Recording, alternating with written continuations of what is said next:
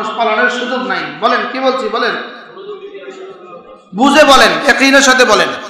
কোন যুক্তি দিয়ে, কোন দলিল দিয়ে রাসূলের জন্মদিবস পালনের কি নাই? রাসূলের জন্মদিবস পালন করে কত তারিখে? 12 রবিউল আউয়ালে জন্মদিবস যদিও হয় অফাত দিবস, তাহলে অফাত দিবস নিজের ছেলের জন্মদিবস আর নিজের বাবার অফাত দিবস, এখন জন্মদিবসের খুশি করছে, কিভাবে সম্ভব? দুশ্মন ছাড়া এটা কি কেউ করতে পারে?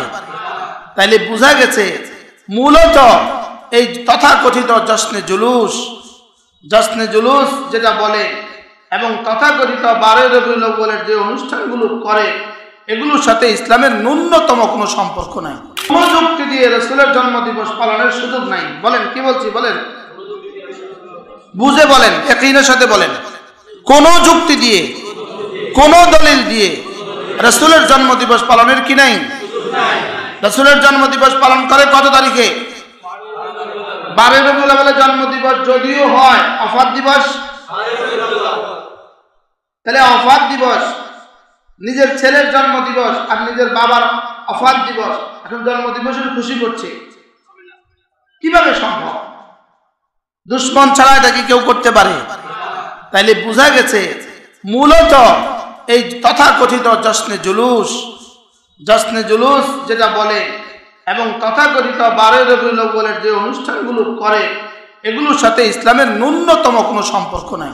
কোন যুক্তি দিয়ে রাসূলের জন্মদিবস পালনের সুযোগ নাই। বলেন কি বলছি, বলেন বুঝে বলেন, ইয়াকিনের সাথে বলেন। কোন যুক্তি দিয়ে, কোন দলিল দিয়ে রাসূলের জন্মদিবস পালনের কি নাই?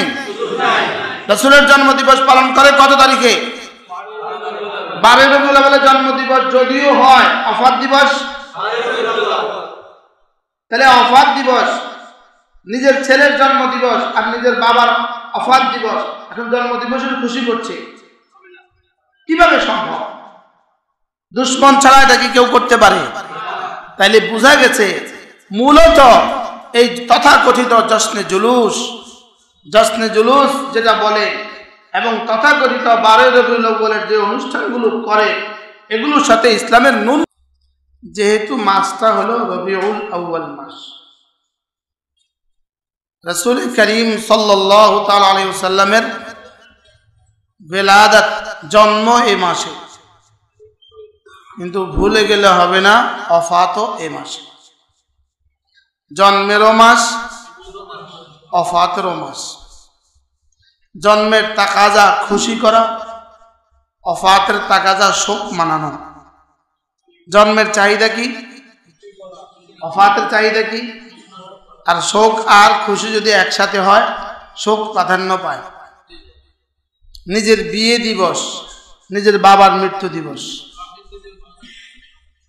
এবার কি শোক বেশি হবে? এত মানুষ ভিতরে ঢুকতে পারবে না, তো কি করছেন? দোতলায় উঠান। ইসমাম ভাই কি করতেছে? দরজা খুলে দেন, কিন্তু এত মানুষ তো ভিতরে ঢুকতে পারবে। শোক আর খুশি যদি একসাথে হয়, কোনটা প্রাধান্য পায়? নিজের ছেলের জন্ম দিবস, নিজের মায়ের মৃত্যু দিবস হইতে পারে কি পারে না? তো একদিকে রাসূল করিম সাল্লাল্লাহু তাআলা আলাইহি ওয়াসাল্লামের আগমন, আরেকদিকে প্রস্থান। একদিকে আগমন, আরেকদিকে কি? এই আগমনটার মধ্যে পয়গামে জিন্দেগি নাই, আশার ভিতরে পয়গামে জিন্দেগি নাই, লেকিন অফাতের মধ্যে পয়গামে জিন্দেগি আছে। আশার মধ্যে জীবনী নাই, অফাতের মধ্যে জীবনী আছে। কি বলছি বলেন? এক বাচ্চার জন্মের দিনে বাচ্চাটা কি করে? এক বাচ্চার জন্মের উৎসবে, আকিকার উৎসবে অন্যরা কি করে, বাচ্চা কি করে? অন্যরা যা মনে চায় তা করে, আর বাচ্চা চোখ বন্ধ করে থাকে। কি বাচ্চার কিন্তু কোনো কি নাই বলেন, অনুভূতি নাই, খবর নাই, কেউ জানে না এই বাচ্চা এখানে কি হবে, বাচ্চা কি করবে। এই জন্য জন্ম তারিখটা খুব বেশি সংরক্ষিত রাখে না। সকলের জন্ম তারিখের মধ্যে দ্বিমত আছে, আছে না নাই বলেন? মা ভুলে যায়, সচেতন পরিবার লিখে রাখে। এখন বাংলাদেশে টিকার কার্ড করার কারণে কিছুটা জন্ম তারিখ কি আছে, আমাদের প্রত্যেকের জন্ম তারিখের মধ্যে কি আছে? আব্বা বলতো একটা, মা বলতো আরেকটা, লিখছে আরেকটা,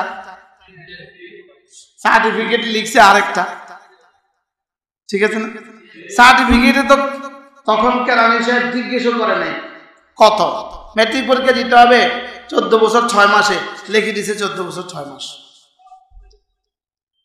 প্রত্যেকেরই এমন, বাস্তব না বাস্তব?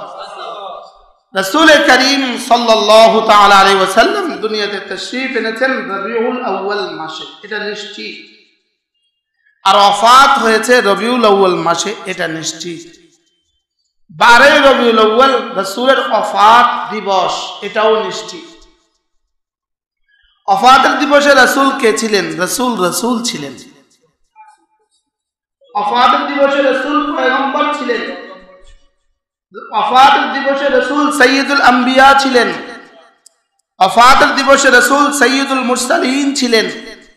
ওফাতের দিবসে রাসূল করিম সাল্লাল্লাহু তাআলা আলাইহি ওয়াসাল্লাম সারা পৃথিবীর শ্রেষ্ঠ রাষ্ট্রনায়ক ছিলেন। কি?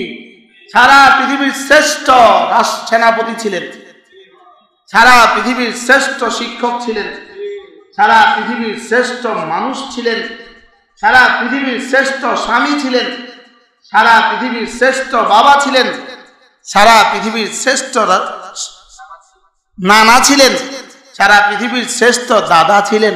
রাসূল দাদা হন নাই। রাসূল কি হন নাই?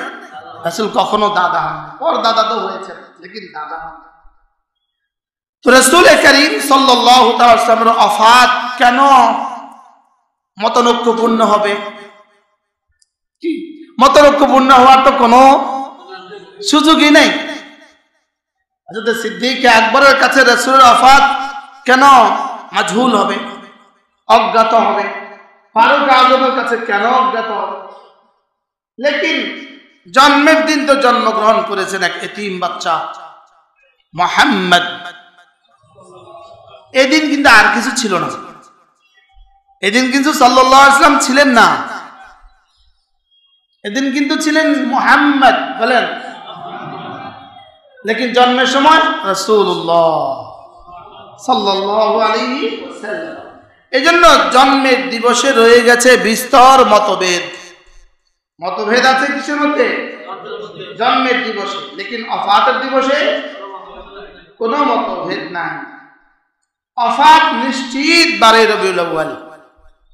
এজন্য রবিউল আউয়াল মাস ঈদের মাস বলা, এটা সম্পূর্ণ ইহুদিয়ত আর সম্পূর্ণ নাসরানিয়ত। এটা কোনোভাবেই ঈদের মাস হইতে পারে না। বলেন কি বলছি? বলেন। সাইয়্যিদুল আয়াত শুধু ঈদ না, ঈদের সর্দার দেওয়ানবাগী, রাজারবাগী, কুতুববাগী, তাদের মতবাদ কি?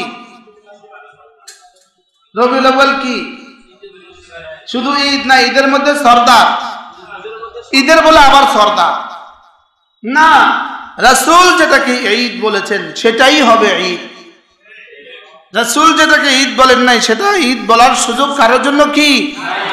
এখানে যুক্তি তর্ক দিয়া উপস্থাপন করার কোনো সুযোগ নাই।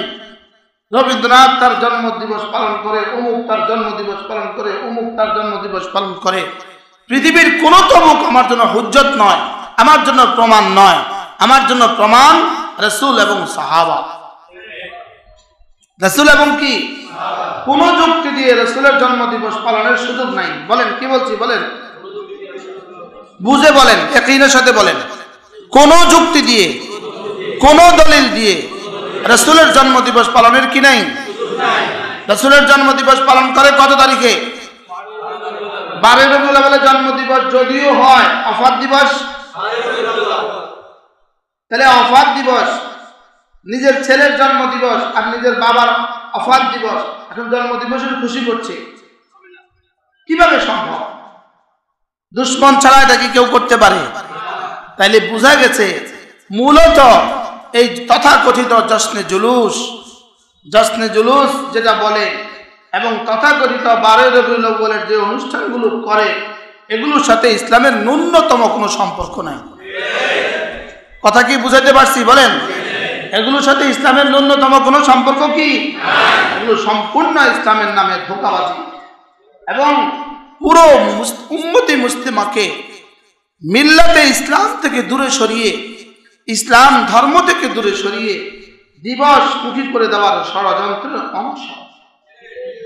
দিবসমুখী করে দেওয়া, যেমন ইহুদিদের কাছে তাদের নবীর জন্ম দিবস ছাড়া আর কিছু নাই, নাসারাদের কাছে তাদের নবীর জন্ম দিবস ছাড়া আর কিছু নাই, ঠিক এরাও আমাদেরকে নবীর জন্ম দিবস মুখী করে দেওয়ার জন্যই এই ষড়যন্ত্রগুলো বানিয়েছে, কল্প কাহিনীগুলো বানিয়েছে নবীর জন্ম দিবস মুখী করে দেওয়ার জন্য।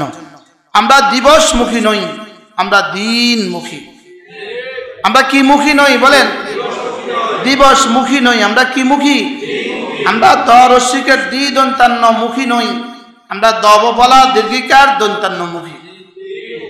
কি দিনমুখী না দিনমুখী? আমাদের দিন পুরো 12 মাসের জন্যই, আমাদের দিন পুরো 24 ঘন্টার জন্যই, আমাদের দিন পুরোটা মিনিটের জন্য আর পুরোটা সেকেন্ডের জন্য। এই জন্য 12 রবিউল আউয়াল বলতে কোনো শব্দ, 12 রবিউল আউয়ালের মুস্তাকিল কোনো ইবাদত, 12 রবিউল আউয়ালের মুস্তাকিল কোনো প্রোগ্রাম, 12 রবিউল আউয়ালের মুস্তাকিল কোনো কিছু করার কোনো সুযোগ নেই। হ্যাঁ, রাসূল করিম সাল্লাল্লাহু তাআলা সাল্লামের বিলাদত নিশ্চয়ই আমাদের জন্য বাবরকত, নিশ্চয়ই আমাদের জন্য বরকতপূর্ণ। কি বলছি? যদি জন্মই না হতো রাসূল পেতাম কোথা? জন্মই না হতো রাসূল পেতাম কোথা? তাইলে বোঝা গেছে রাসূলের জন্ম আমাদের জন্য নিশ্চয়ই বরকতময়। নিশ্চয়ই কি? রাসূলের জন্মের আলোচনা, রাসূলের সাথে সংশ্লিষ্ট যত বিষয় আছে এগুলো আলোচনা নিশ্চয়ই বরকতময়। নিশ্চয়ই কি ময়? নিশ্চয়ই বরকতময়। লেকিন এটা নিয়ে জশ্নে জুলুস, দয়াল নবীর আগমন, শুভেচ্ছা, স্বাগতম। আপনাদের লক্ষ্মীপুরে দয়াল নবী কবে আগমন ঘটছে বলেন? আগে স্লোগান দেন, দয়াল নবীর আগমন, শুভেচ্ছা, স্বাগতম। কবে আসছে দয়াল নবী? শুভেচ্ছা স্বাগতম কখন কয়? বুঝে না। শুভেচ্ছা স্বাগতম কখন বলে? এখানে কেউ আসে নাই, এখানে কেউ আসছে, এখানে কেউ আসে নাই, তা আপনি বলবেন মেয়র সাহেবের আগমন, শুভেচ্ছা, স্বাগতম, তো বাকিরা কি বলবে? কত নম্বরের মাথা খারাপ! আচ্ছা, কত নম্বরের মাথা খারাপ বলে একজন আসে নাই, আপনি বলছেন অমুকের আগমন, শুভেচ্ছা, স্বাগতম। মাথা খারাপ। আরে বলেন মাথা খারাপ। এদের একটা আকীদা হলো রাসূল সর্বত্র বিরাজমান। এদের একটা আকীদা, এদের একটা বিশ্বাস, রাসূল সর্বত্র বিরাজমান। একটা আকীদা এদের আছে কিনা? কি আকীদা?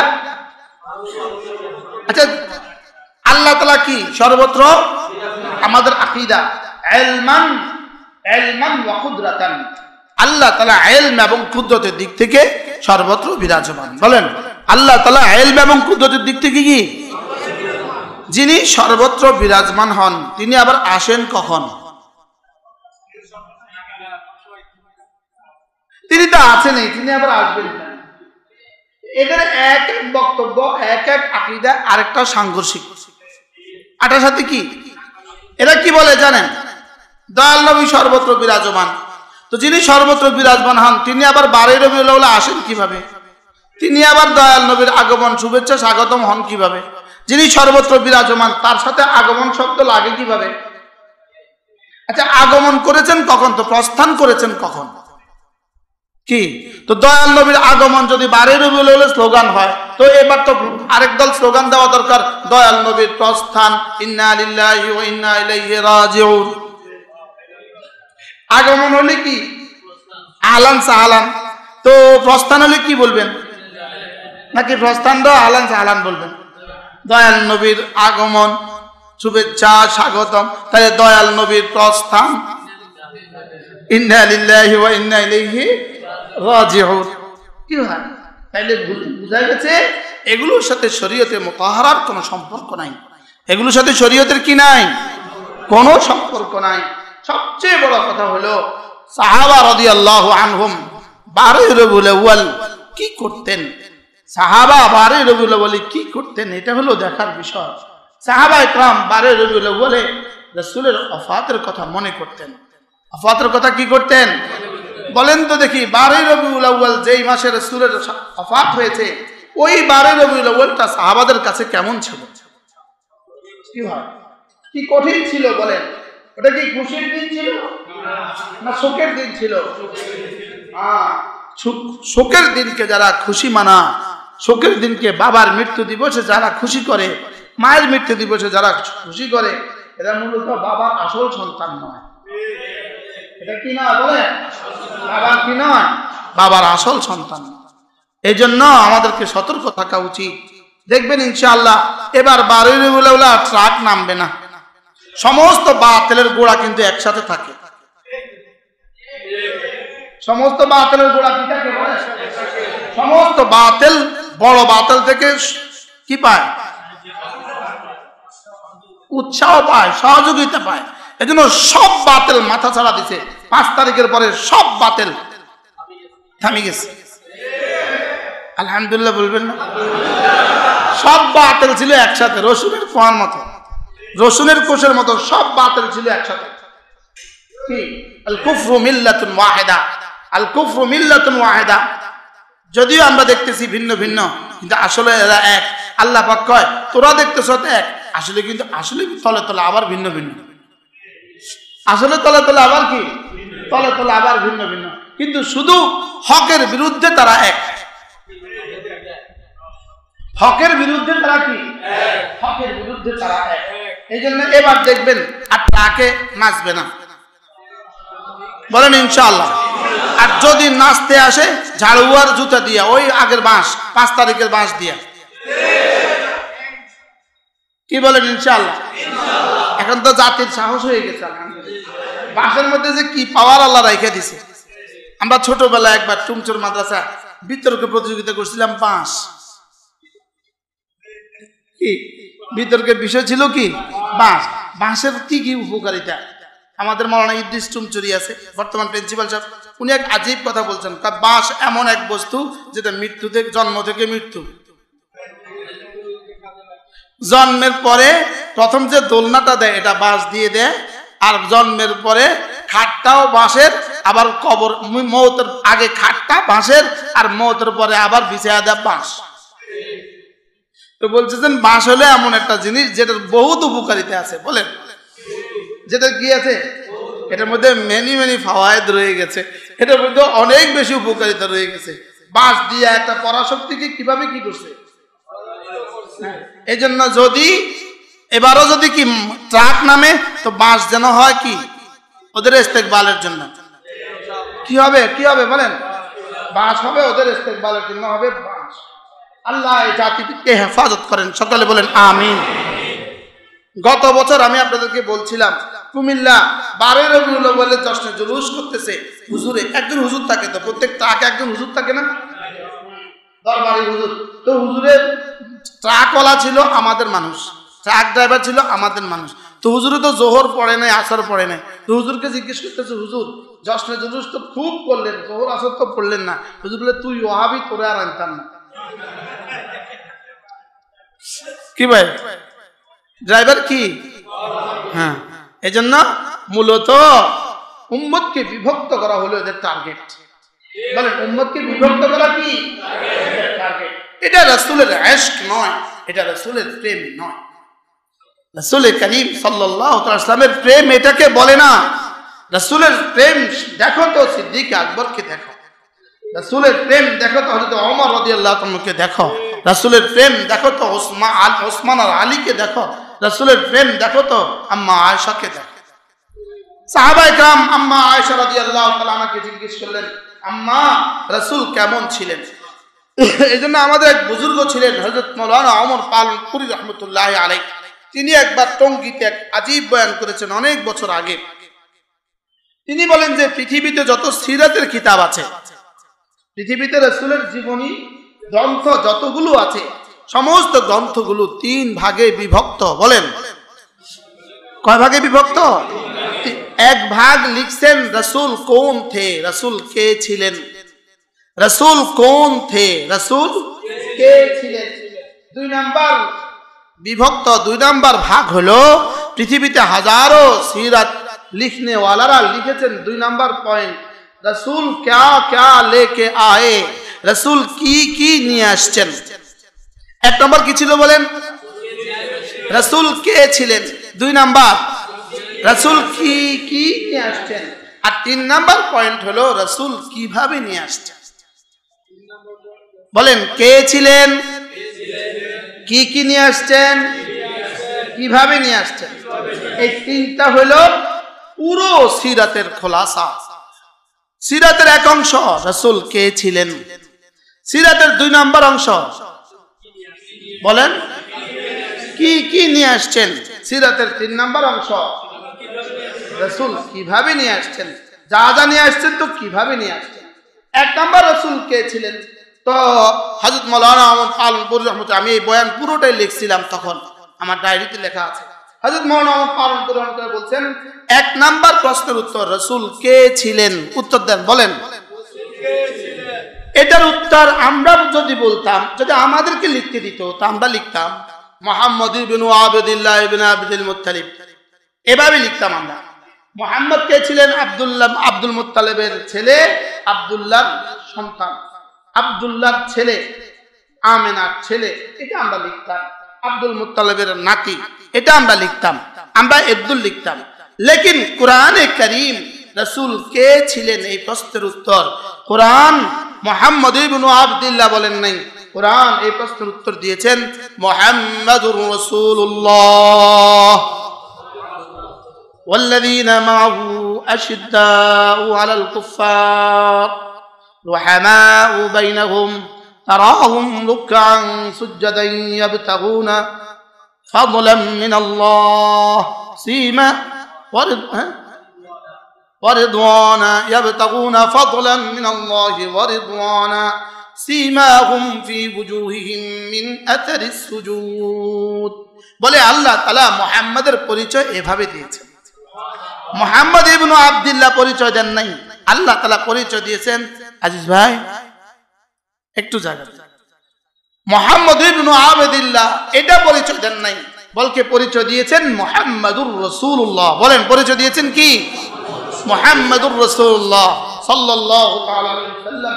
মুহাম্মদ ইবনে আব্দুল্লাহ এর মধ্যে কোনো পয়গাম নাই, এ আব্দুল্লাহর ছেলে মুহাম্মদ, এর মধ্যে কোনো পয়গাম নাই।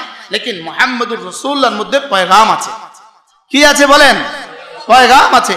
এখানে এখন এই মুহূর্তে ডিসি সাহেব আসলেন, কেউ বলবে না ইনি অমুকের ছেলে অমুক, বুঝলেন না কথা? কেউ বলবে অমুকের ছেলে অমুক, কি বলবে? হ্যাঁ, আশ্চর্য না? হ্যাঁ, এই মুহূর্তে যদি এখানে কোনো মন্ত্রী আসে তা আমরা কি বলবো? মন্ত্রী সাহেব এসেছেন। কেউ বলবে অমুকের ছেলে অমুক। তাহলে বোঝা গেছে অমুকের ছেলে অমুক এটা মূল পরিচয় নয়। এটা কি নয় বলেন? এটা মূল পরিচয় নয়। মূল পরিচয় তিনি কে। সুবহানাল্লাহ বলে না? তাহলে ডিসি সাহেব আসছেন, ডিসি সাহেব অমুকের ছেলে অমুক, এটা মূল পরিচয় নয়। ডিসি সাহেব এটা মূল পরিচয়, চেয়ারম্যান সাহেব এটা মূল পরিচয়। আমি কি বুঝাতে পারছি? এখানে একজন ডাক্তার সাহেব আসছেন, আপনারা রুগী নিয়ে আছেন, ডাক্তার সাহেব আসছেন, আপনারা বলবেন এখন ও রাশেদ বিন খালেদ আসছে, কি বলবেন? ডাক্তার সাহেব আছে। আল্লাহ তাআলা বলেন মুহাম্মদ ইবনে আব্দুল্লাহ, এটা বলার মধ্যে কোনো কামাল নাই, এটা বলার মধ্যে কোনো পূর্ণতা নাই। হ্যাঁ, মুহাম্মাদুর রাসূলুল্লাহ সাল্লাল্লাহু আলাইহি ওয়াসাল্লাম। তাইলে সমস্ত সিরাতের কিতাব 3টা অধ্যায়ে বিভক্ত, সমস্ত সিরাতের কিতাব 3 বিষয়ের উপরে লেখা হয়েছে। মুহাম্মদ মান হুয়া মুহাম্মদ, মুহাম্মদ কোন ছিলেন, মুহাম্মদ কি কোন ছিলেন, কে ছিলেন। 2 নম্বর মা জা বিহি মুহাম্মদ, মুহাম্মদ কি নিয়ে এসেছেন। 3 নম্বর ফাকাইফা জা বিহি মা জা বিহি মুহাম্মদ, রাসূল যা নিয়ে আসছেন কিভাবে নিয়ে আসছেন। 3 প্রশ্নের উত্তরে প্রতিটা প্রশ্নের উত্তর যদি আল্লাহ তাআলা আমার পড়া থেকে আমি বলতে হয় এক একটা প্রশ্নের উত্তর 12 জুমা লাগবে, 12 জুমা। কাজী আয়াজ কিতাবুশ শিফা, কাজী আয়াজ আলাইহির রহমার এক কিতাব কিতাবুশ শিফা ফি হুকুকিল মুস্তাফা, মুহাম্মদুর রাসূলুল্লাহর হক সম্পর্কে লিখেছেন কাজী আয়াজ। সিরাতের উপরে মহা সুন্দর কিতাব। আর রাহিকুল মাখতুম সিরাতের উপরে মহা সুন্দর কিতাব। অসংখ্য সিরাতের কিতাব মোতালার পরে আমাদের সামনে আলহামদুলিল্লাহ যে কথাগুলো সুস্পষ্ট হয়েছে, এটা হলো রাসূল করিম সাল্লাল্লাহু আলাইহি ওয়াসাল্লাম কে ছিলেন, মুহাম্মদুর রাসূলুল্লাহ। এটাই এর জবাব।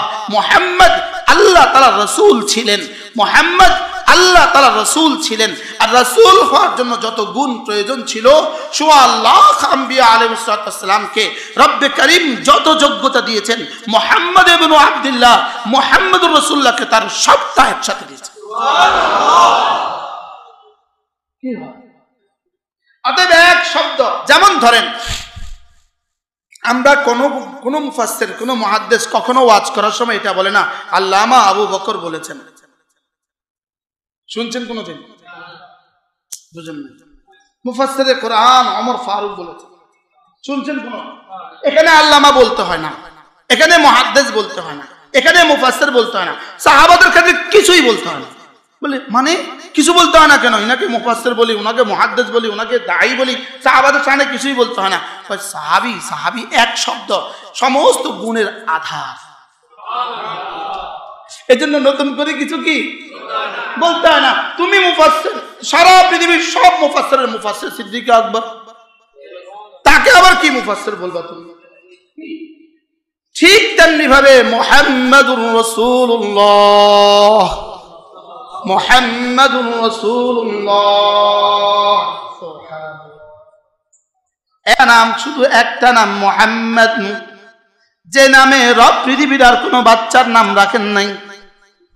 আহমদ নামে কোনো মানুষের নাম রব পৃথিবীর জীবনে কোনোদিন কাউকে রাখতে দেন নাই।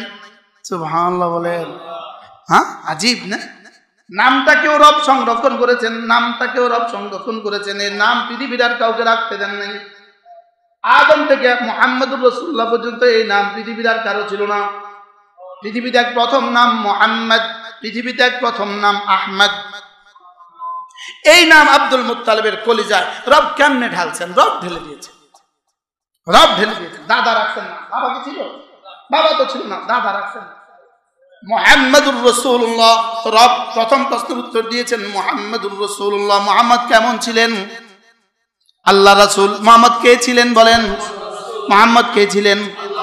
এখন আল্লাহর রাসূল মুহাম্মদ, আল্লাহ রাসূল মুহাম্মদ আল্লাহ রাসূল হয়েছেন 12 রবিউল আউয়ালে।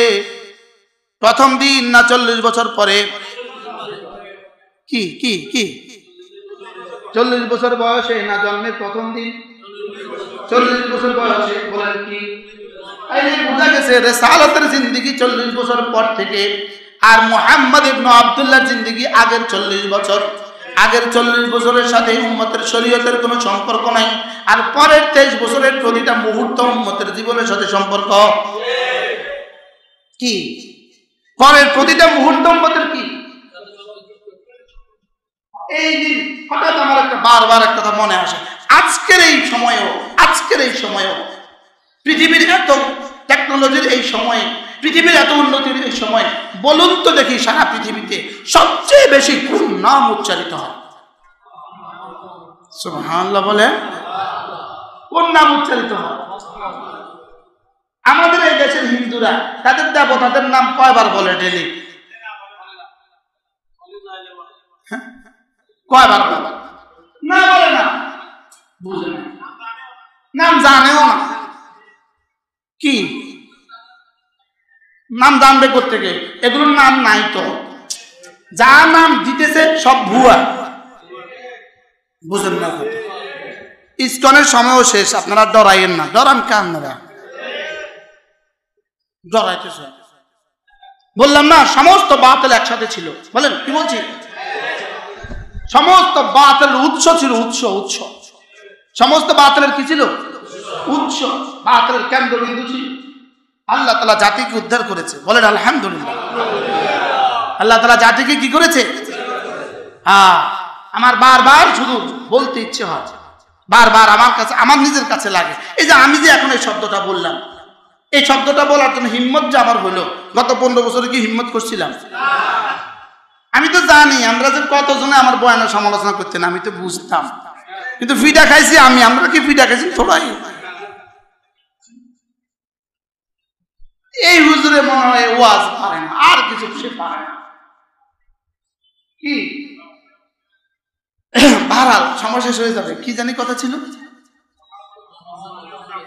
হ্যাঁ, সবচেয়ে বেশি কোন নাম উচ্চারিত হয় বলেন? কালিমু মে আজামে, কালিমার মধ্যে, আজানের মধ্যে আমি না নামে মুহাম্মদ, মুহাম্মাদের নাম সেট করে দিয়েছি। ইদা যুকিরতু যুকিরতা। আজ এক হাদিস লিখছেন, আজীব লিখছেন, আল্লাহ রাসূল সাল্লাল্লাহু আলাইহি ওয়াসাল্লাম আল্লাহ তাআলাকে বলেন, আল্লাহ ইত্তাখাযতা আদামা সাফিয়া, আপনি তো আদমকে সফিউল্লাহ বানিয়েছেন, মুসাকে তো কালিম বানিয়েছেন, আপনি তো ঈসাকে রুহুল্লাহ বানিয়েছেন, আপনি তো সুলাইমানের জন্য বাতাসকে মুসাখখার করে দিয়েছেন, আপনি তো দাউদ আলাইহিস সালামের জন্য লোহাকে নরম করে দিয়েছেন। ফামা জাআলতালি, আপনি আমাকে কি দিলেন? আপনি আমাকে কি দিলেন? আল্লাহ তাআলা বললেন, আমা রাদিতা, আপনি কি এ ব্যাপারে খুশি হবেন না? ইদা যুকিরতু যুকিরতা, যেখানে যেখানে আমার নাম সেখানে সেখানে আপনার নাম। সুবহানাল্লাহ। আমার রাদিতা, আপনি কি রাজি হবেন না ব্যাপারে? আমি না আরশ আজিমের গায়ে আমার নামের সাথে আপনার নাম লিখে দিয়েছি। আলাম নাশরাহ লাকা সাদরাক ওয়া ওয়াদানা আনকা ওয়িজরাক আল্লাযী আনকাযা যাহরাক ওয়া রাফা'না লাকা যিকরাক ফাইন্না মা'আল উসরি ইউসরা ফাইন্না মা'আল উসরি ইউসরা ওয়া ইন্না মা'আল উসরি ইউসরা। কষ্ট করেছেন 16 বছর, মিষ্টি খাবেন কিয়ামত পর্যন্ত। ইনশাআল্লাহ বলেন না? ইনশাআল্লাহ। কষ্ট করছেন কত বছর? কি পরিমাণ কষ্ট করছেন? কি হয় কষ্ট করছি আমরা? ফাইন্না মা'আল উসরি ইউসরা, ইন্না মা'আল উসরি ইউসরা, নিশ্চয়ই কাঠিন্যের পরে আমি সহজ রেখেছি। আবার বলে ওয়া ইন্না মা'আল উসরি ইউসরা, কাঠিন্যের পরেই সহজ রেখেছি। কি মজা লাগে না? তা আমরা যে এই কথাগুলো বলার আজকে যে সাহস হয়েছে, একটু যে বলতে পারছি, আমার এই কথা বলার পেছনে গত 16 বছরে সমস্ত শাহাদাতের খুন একসাথে জমা হয়ে আছে। বাস্তব না বাস্তব? সমস্ত আহতদের কষ্ট একসাথে কি হয়ে আছে? একসাথে জমা হয়ে আছে।